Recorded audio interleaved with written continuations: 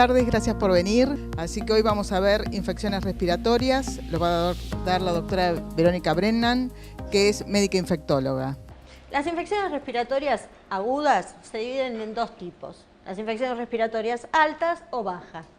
Lo importante de esto para ustedes es que si bien las infecciones respiratorias de la vía alta, que son la otitis, la faringitis y la sinusitis, son la mayor causa de uso de antibióticos, a pesar de que en la mayoría de los casos no sirve de nada. En la mayoría de los casos se trata de cuadros virales.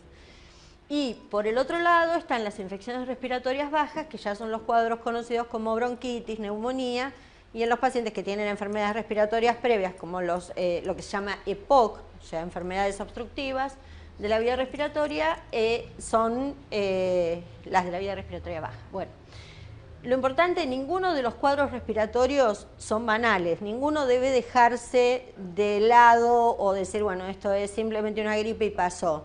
Hay que estar atento y siempre se debe consultar, porque solo el médico es el que va a poder determinar el tratamiento adecuado y es el que va a poder decir si es necesario el uso de antibióticos o no. Hay grupos de riesgo que son los que más deben estar atentos para consultar, y son los niños menores a 2 años y las personas mayores de 65 años. La faringitis aguda, que todos sabemos de qué se trata, el famoso dolor de garganta, que muchas veces puede venir acompañado de tos, de fiebre, a veces se inflaman ganglios, ¿sí?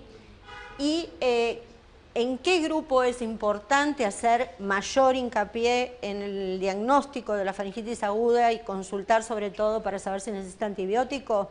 En las personas jóvenes, porque son las que tienen el riesgo de, si esto se trata de un cuadro bacteriano, adquirir lo que se llama la fiebre reumática.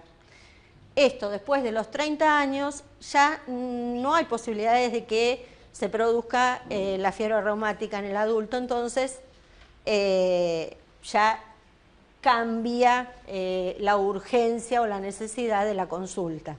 En el caso de la bronquitis aguda, a veces es muy difícil clínicamente diferenciar si es una neumonía o es una bronquitis, porque las dos se van a presentar igual, con fiebre, con tos. Generalmente en la neumonía la fiebre es más persistente, es más, el cuadro general es un cuadro en el cual el paciente está más comprometido en su estado general, pero bueno, se hace la diferenciación con la auscultación, con el examen general del paciente y además con el tema de la radiografía de tórax, ¿sí? Que eso también es algo que se está perdiendo bastante en las guardias. Generalmente una hora entra y ya la radiografía casi no se hace directamente una tomografía o estudios de mayor complejidad que generalmente aportan muy poco con respecto a lo que aportaba la radiografía, así que eso es muy valioso, la radiografía de tórax. Bueno, en el caso de la neumonía es lo que habíamos hablado, y lo que sí es importante es que, por supuesto que los pacientes más graves y los que de ninguna manera deben dejar de consultar son los que tienen una reagudización, que saben que tienen una enfermedad pulmonar crónica, que han fumado, que han trabajado en situaciones en las que han aspirado distintos materiales que puedan depositarse en los pulmones y llevarlo a una enfermedad pulmonar crónica. Nunca dejar de consultar, porque sí son pacientes que pueden ir a un estadio mucho más grave de la enfermedad, y cuando estas neumonías realmente no curan y no mejoran con los tratamientos habituales, nunca hay que dejar de pensar en la tuberculosis. Lamentablemente cada vez tenemos más tuberculosis, entonces por todo, por las condiciones de vida que llevamos, que estamos mal alimentados, muchas veces el tema del estrés, mal descansados, dormimos muy poco, tenemos mucha preocupación, estamos, exactamente, entonces cada vez hay más cuadros, es muy fácil el contagio se puede dar hasta en un colectivo, tendríamos que andar con barbijos por la vida para tratar de no contagiarnos todas estas cosas, y a veces realmente es algo que es imposible, ¿no? ¿Cómo podemos tratar de prevenir el transmitir estas infecciones respiratorias? Hay dos formas. Uno es a través de la inmunización con las vacunas, que eso vamos a hablar un poquitito después. Pero las medidas generales que tenemos que tomar, ¿cuáles son? La principal y cardinal, a pesar de que no esté relacionada con la vía respiratoria, es el lavado de manos. Después, bueno, el no fumar en lugares cerrados. ¿Esto por qué?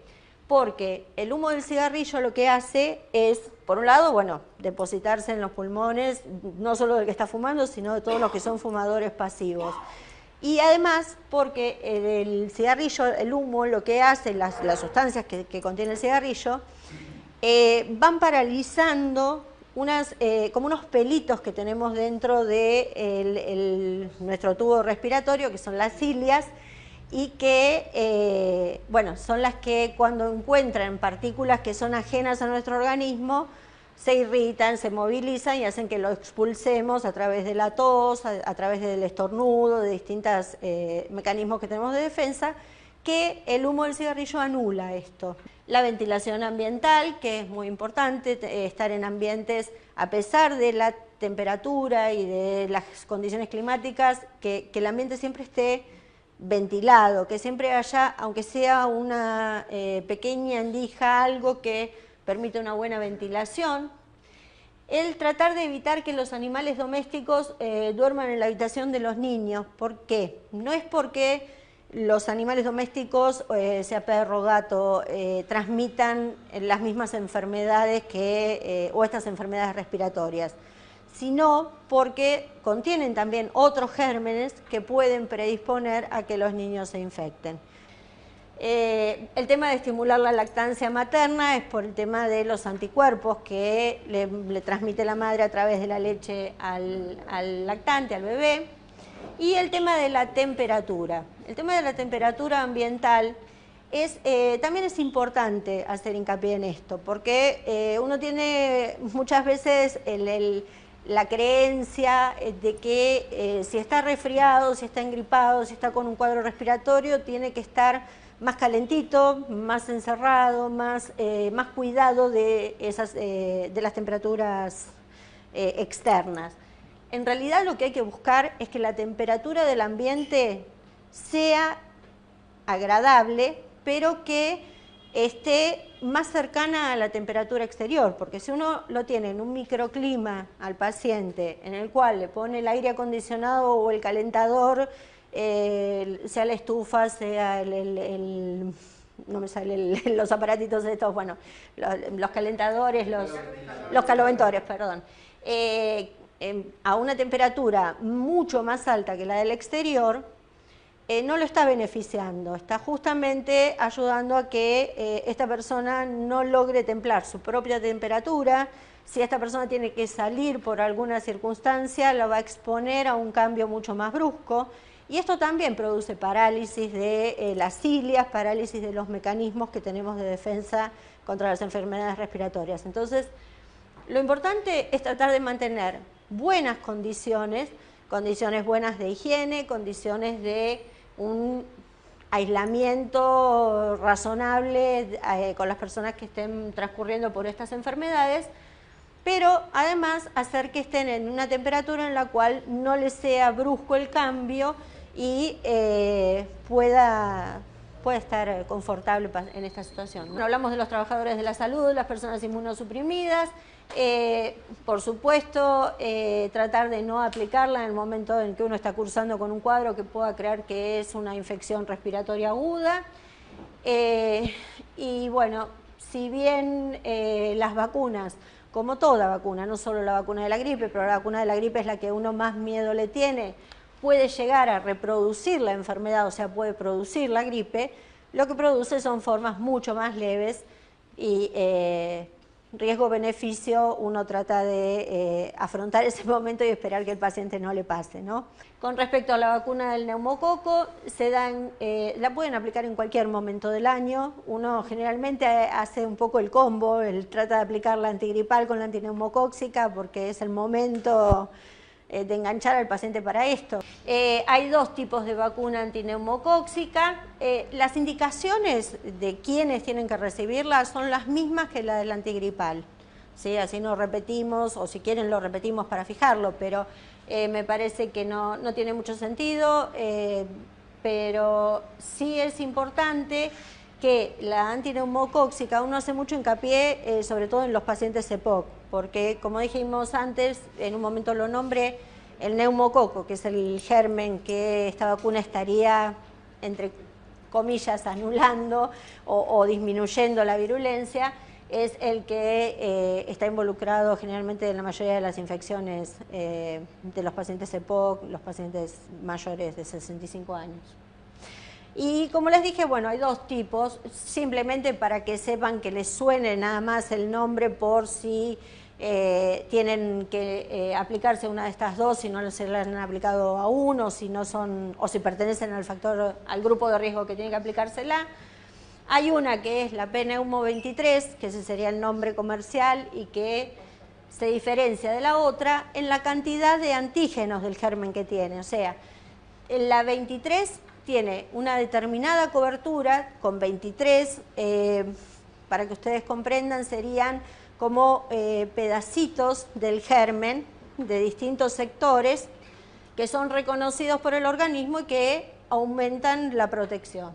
Y ahora hay una que es relativamente nueva, que es la vacuna conjugada, que esa tiene solo 7 de estos pedacitos que hablamos del germen y que en realidad está indicada más que nada en niños, ¿sí?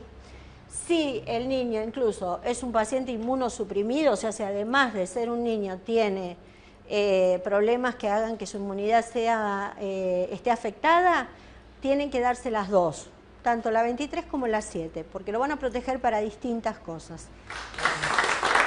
Gracias. Cuando uno tiene un resfrío, normalmente no va al médico, toma una aspirina, normalmente. Yo, por ejemplo, tomo Acemuc 600. Sí. ¿Eso es bueno o no conviene tomarlo para un simple resfrío? Mire, el Acemuc es una medicación bastante noble, es una medicación que hace que se hagan más fluidas las secreciones, ¿sí? En realidad, si esto es un simple resfrío, uno lo que debería tener son secreciones muy acuosas, muy leves, muy fácil de expulsar. Si está necesitando del Acemuc, a veces es porque se está gestando un cuadro más serio o no se trata de un simple resfrío. Facebook, no? Si puede ser una breve definición de qué es la tuberculosis. La tuberculosis es una enfermedad es una enfermedad, sí, producida por un bacilo, se llama bacilo ácido alcohol resistente, es el bacilo de la tuberculosis. Generalmente la presentación en sus inicios es como la de cualquier enfermedad respiratoria, es una enfermedad con tos, con fiebre. Lo que pasa es que a medida que esto va avanzando, produce deterioro del estado general del paciente, le va produciendo pérdida de peso, puede producir expectoración con sangre, puede producir, bueno, ya cuando uno ve la placa en estas instancias hay señales muy marcadas de qué se trata, ¿no? de qué es la tuberculosis, pero en realidad en un inicio es una enfermedad en la cual puede parecerse a cualquiera de las otras infecciones respiratorias. Puntualmente, ¿qué es lo que afecta a la tuberculosis? El principal órgano que afecta es el pulmón, pero puede afectar cualquier otro órgano. Hay tuberculosis abdominales, hay tuberculosis ganglionares, hay tuberculosis de cualquier tipo. O sea, casi todos los órganos pueden ser afectados por la tuberculosis. Vicky Sáez pregunta si el PAF es dañino en los niños. No, no es dañino. Hay que ver qué tipo de PAF es el que le indicaron, porque no todas las drogas son adecuadas para los niños. Hay que ver cómo la toleran, porque hay algunas que producen taquicardia. Entonces, no es dañino, mientras que el que se lo indica haga la prueba en el consultorio de administrársela, esperar un ratito, ver qué respuesta tuvo, antes de indicárselo así libremente y que vaya y que se arregle en su casa con el PAF. Porque ella dice si la betametasona es más fuerte. No, son cosas distintas. La betametasona es un corticoide y los PAF, puede haber PAF de corticoides, como puede haber de otras drogas que son broncodilatadoras y no tienen nada que ver con el corticoide. Y una cosa muy importante es que los chicos es uno de los más difíciles para hacer que realmente se aplique el PAF como corresponde, porque entre que uno está tratando de sostenerlo, porque llora, porque se pone mal, porque no entiende lo que está pasando, se siente mal porque muchas veces está con fiebre, está ahogado, y uno trata de que encima aspire justo en el momento en el que tiene que aspirar para que el polvito entre a la vía respiratoria, para que se sostenga el tiempo necesario a la respiración en ese momento, es bastante dificultoso que les sea útil. Sí se usan en los chicos las aerocámaras. Las aerocámaras es como un tubo que va conectado al PAF, entonces eso hace que pueda sostenerse más tiempo la respiración y el chico tenga más tiempo la boca cubierta con la aerocámara y eso haga que llegue la parte respiratoria, la medicación, ¿no? Bueno, quiero agradecerles por haber venido, por habernos esperado. Quiero agradecerle a la doctora, creo que fue clara, que contestó la pregunta de todos. Agradecerle a Marcela y a Quique, que siempre nos acompañan. Así que bueno, ahora los invitamos a tomar la merienda y muchas gracias por todo. Gracias. Muchas gracias.